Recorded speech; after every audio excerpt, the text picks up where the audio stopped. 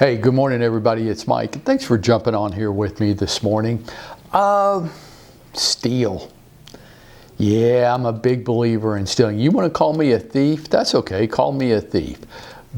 But I think it's okay in our business. Basically, what I want to do is this. I think everybody that I meet has one good idea that I haven't thought of yet.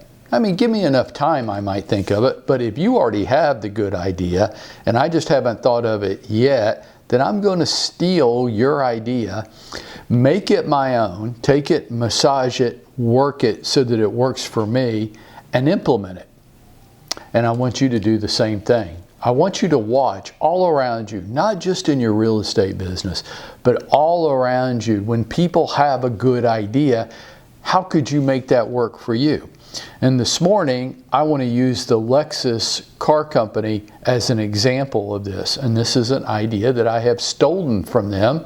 I would encourage you to do the same thing and keep looking around you. All kinds of people and businesses are implementing really good ideas you just haven't thought of yet. So here's what the good idea that I thought Lexus did. And they were really the first ones to do this, but then other car manufacturers saw it and said, hey, that's a good idea. Let's do the same thing. With used cars, what's the number one hesitation around buying a used car? What's the big objection? I don't want to buy somebody else's problem, right? I mean, the reluctance to buy a used car is that you're inheriting problems somebody else already got rid of. Lexus understood that and went, I wonder what we could do about that.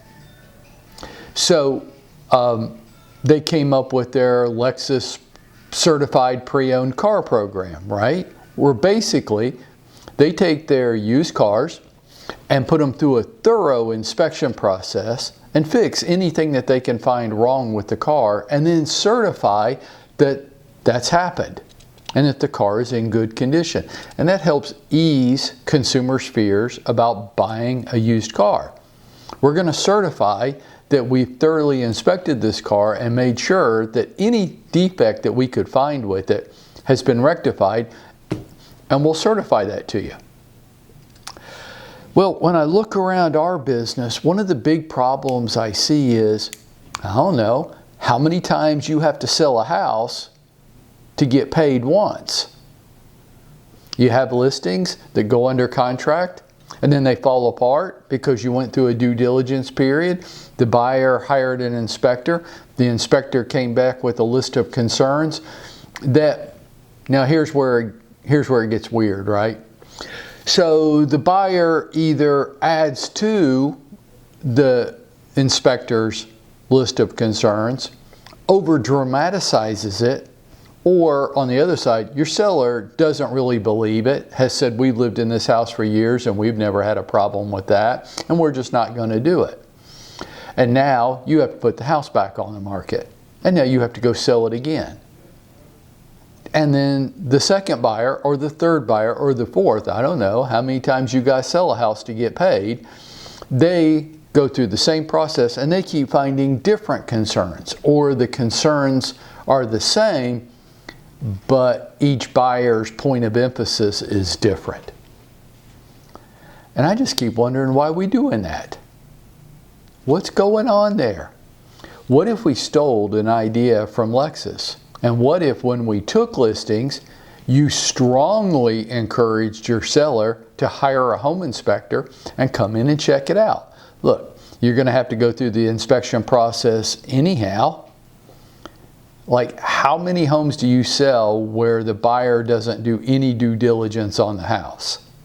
Like none? Right. You're eventually, Mr. Seller, you're eventually going to have to go through the inspection process. Why don't we get it done up front? And then any items of concern that the inspector should find, you can get fixed before or at the time we're putting the home back on the market at a reasonable cost. And then we can bring the inspector back out to say, yeah, everything I could find that was not correct with the home has been corrected sufficiently. And you can leave these reports out on the kitchen table for people to see. Why not? If the home's going to have to go through, well, you could say, well, the seller won't pay $400 or $500 for a home inspection. Well, let me ask you a question. Once the buyer gets done adding to the list and exaggerating it and adding their own dose of drama, how much more is that going to cost your seller eventually? Eventually. And somebody might say, well, maybe they won't have to do the repairs. We'll just find a buyer that doesn't want all that done. You don't think that's going to impact your sales price? You don't think that's going to impact your time on the market? Watch this.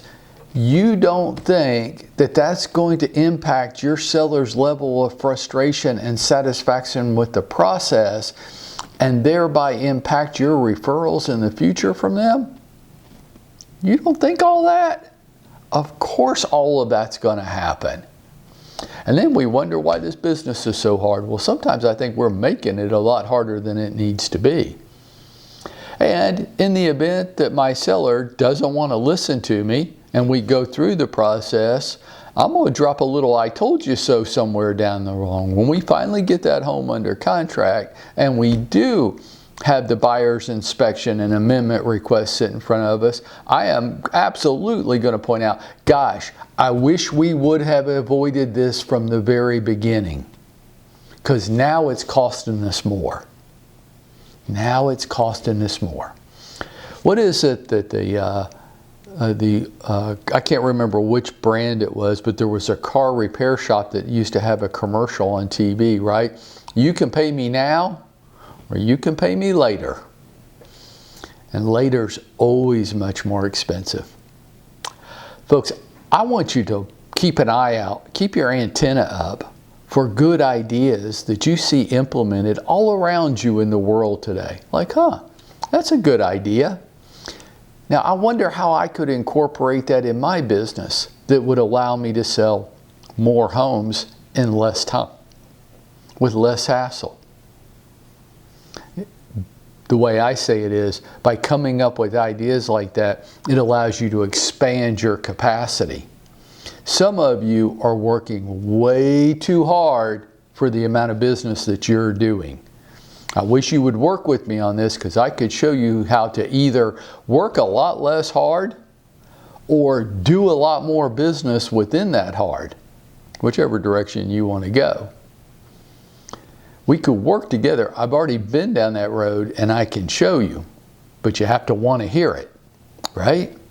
And if you did, I don't know, what do you think? Would you be going out and making it happen for yourself each day?